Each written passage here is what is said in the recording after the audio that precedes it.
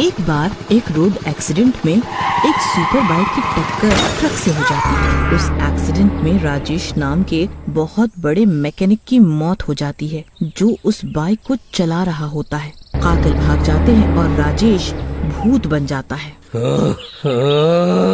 रुको, तुम नहीं बचोगे धोखेबाज दोस्तों। फिर वो भूत सुपर बाइक में समा जाता है और बाइक अपने आप चलकर राजेश के घर जाकर खड़ी हो जाती है और राजेश का भूत बाइक से बाहर आकर पुरानी बातें सोचने लगता है। मैं अपने बेटे से बहुत प्यार करता था और उसे कितना शौक है बाइक का। ये सुपर बाइक मैं अपने बेटे के जन्मदिन पे देना चाहता था, लेकिन फिर राजेश का भूत पुरानी बातें सोचने लगता है। राजा, देखना मेरे बच्चे, तेरे जन्मदिन पर ऐसी सुपर बाइक दूंगा जो कि अभी तक इस दुनिया में किसी के पास नहीं होगी। उसकी इतनी स्पीड होगी कि वो पलक झपकते ही आँखों से गायब हो जाए और सिर्फ तेरी आवाज से ही चले, और जब तू रुकने को बोले तो रुक जाए। सच सच में पापा, क्या ऐसी सुपर बाइक बनाना पॉसिबल है? क्या ऐसी सुपर बाइक बनाई जा सकती है? बनाई जा सकती है क्या बेटा? मैं ऐसी सुपर बाइक पर काम कर रहा हूँ और जल्दी ही मैं ऐसी सुपर बाइक बना लूंगा, तुम देखना। तभी वहाँ राजेश की बीवी सपना आ जाती है। अरे वाह, क्या बात है, आज बाप बेटी में बहुत प्यार सी बातें हो रही है। क्या बात है? कुछ नहीं, मेरे और मेरे बेटे के बीच का सीक्रेट जब हो जाएगा तो हम दोनों बता देंगे। क्यों राजा? जी पिताजी। अच्छा चलो, ये सीक्रेट विक्रेट छोड़ो, रोटी खा लो, मुझे और भी काम है। तुम लोगों की तरह वेली नहीं हूँ मैं। इसके बाद तीनों खाना खाने चले जाते हैं। अगली सुबह राजेश अपने गैराज में अपनी सुपर बाइक पर काम कर रहा होता है कि तभी उसके दो दोस्त विट्ठल और सलीम लंगड़ा आते हैं। क्यों राजेश भाई, यह खटारा ठीक नहीं हुई क्या? क्या गैराज का काम छोड़ के इस खटारा की मरम्मत में लगे हुए हो? क्या लंगड़े, ये तो वही बात हो गई, बंदर क्या जाने अदरक का स्वाद। अरे मैं एक सुपर बाइक बना रहा हूँ जो इस दुनिया की सबसे तेज बाइक होगी और वो भी आवाज से चलेगी। ये बाइक बनने के बाद मुझे अपने राजा को गिफ्ट देनी है, उसे उसके जन्मदिन पर, समझा? क्या राजेश भाई, सुबह से हम ही मिले क्या जो लग गए फेंकने में? मैं फेंक नहीं रहा, बस थोड़ा सा काम बाकी है, बस फिर देखना तुम। इसके बाद विट्ठल और सलीम लंगड़ा वहाँ से चले जाते हैं, लेकिन उनके दिमाग में राजेश की कही हुई बात घूमती रहती है। अरे सलीम, एक बात बता, क्या ऐसी सुपर बाइक बन सकती है जैसे कि राजेश बोल रहा था? भाई बन तो सकती है, वैसे भी राजेश को मैं जितना जानता हूँ वो हवा में बात नहीं करता। अगर उसने ऐसा कर दिया तो वो बहुत अमीर हो जाएगा और उसके दोस्त होने की वजह से अपना भी थोड़ा नाम हो जाएगा। क्या घंटा अमीर हो जाएगा? वो तो बाइक अपने बेटे राजा को गिफ्ट देने को कह रहा है। अगर वो ऐसा करेगा तो जो पैसा हम कमा सकते हैं वो मौका भी जाएगा हाथ से, क्योंकि ये राजेश फार्मूला और बनाने का तरीका तो देगा नहीं किसी को। उसके बाद दोनों सलीम और विट्ठल योजना बनाते हैं कि राजेश को मार दिया जाए और सुपर बाइक बनाने का फॉर्मूला चोरी करके किसी को बेच दिया जाए ताकि दोनों अमीर बन जाएं। इसी कारण दोनों राजेश को ट्रक से टक्कर मार देते हैं। राजेश के मरते ही उसकी तलाशी लेते हैं, लेकिन उन्हें कुछ भी नहीं मिलता। उसके बाद दोनों वहाँ से भाग जाते हैं और राजेश भूत बन जाता है। तुम दोनों ने मुझे मार दिया, अब मैं तुम दोनों धोखेबाज दोस्तों को नहीं छोड़ूंगा। राजेश ये सोच ही रहा होता है कि वहाँ पुलिस राजेश की लाश लेकर आती है। लाश को देखकर राजा और सपना बहुत रोते हैं। राजा बेटे, हमें एक्सीडेंट वाली जगह से ये लाश मिली है। तुम्हारे पिताजी बाइक चला रहे थे, लोगों ने हमें बताया, लेकिन हैरानी की बात है कि ये बाइक यहाँ कैसे आ गई? एक्सीडेंट हुआ लेकिन इस बाइक को कुछ नहीं हुआ। जी, ये सुपर बाइक मेरे पिताजी मुझे मेरे जन्मदिन पर गिफ्ट करना चाह रहे थे, लेकिन शायद किस्मत को कुछ और ही मंजूर था। क्या मैं ये बाइक ले सकता हूँ? जी, ये बाइक तुम्हारी ही है, तुम रख सकते हो। ये सब राजेश का भूत खड़ा होकर सुन रहा होता है और बहुत दुखी होता। इसके बाद राजा बाइक को घर में खड़ा कर देता है और रात होते ही बाइक अपने आप स्टार्ट हो जाती है और चलने लगती है और चल के सलीम लंगड़े के घर के बाहर पहुंच जाती है। बाइक का हॉर्न अपने आप ही जोर जोर से बजने लगता है। कौन है भाई?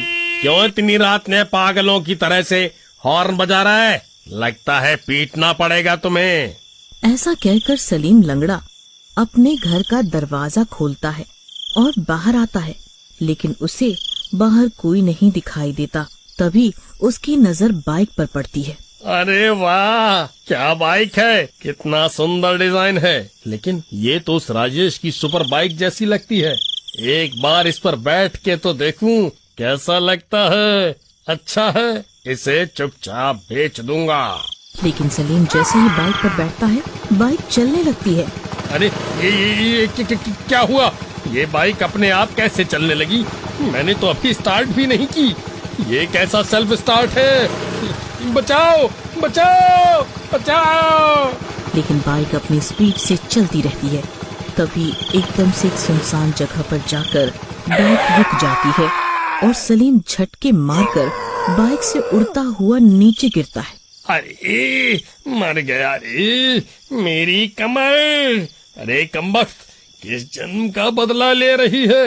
अरे नास मिटी बाइक!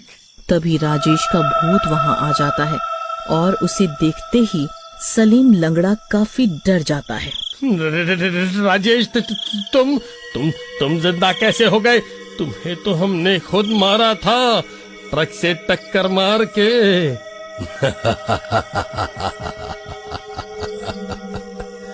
क्यों डर गया सलीम लंगड़े? तभी राजेश का भूत एकदम डरावना हो जाता है और सलीम लंगड़े की गर्दन उखाड़ देता है और उसके बाद वो बाइक सलीम लंगड़े के शरीर के ऊपर से होके चली जाती है।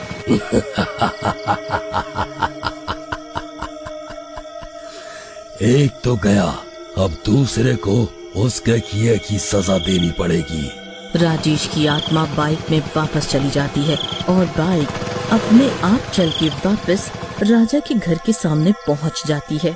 अगले दिन राजा बाइक पर घूमने का प्लान बनाता है। माँ, पता है ये बाइक पापा मेरे लिए बनाने वाले थे, जो कि इस दुनिया की सबसे तेज बाइक हो और सिर्फ मेरी आवाज से ही चले और रुक जाए। क्यों ना आज इस पर चला जाए, पापा की आत्मा को अच्छा लगेगा। ठीक है बेटा, जैसा तू चाहे। उसके बाद सपना और राजा उस बाइक पर घूमने चले जाते हैं। राजेश की आत्मा, जो कि उस बाइक में होती है, रोने लगती है। उधर धीरे धीरे उस सुपर बाइक के बारे में पूरे गांव को पता चल जाता है। सब तरफ उस बाइक के चर्चे होने लगते हैं। अरे पता है क्या, सुपर बाइक है राजा के पास। काश ऐसी बाइक मेरे पास होती तो मैं लड़कियों की लाइन लगा देता आगे पीछे।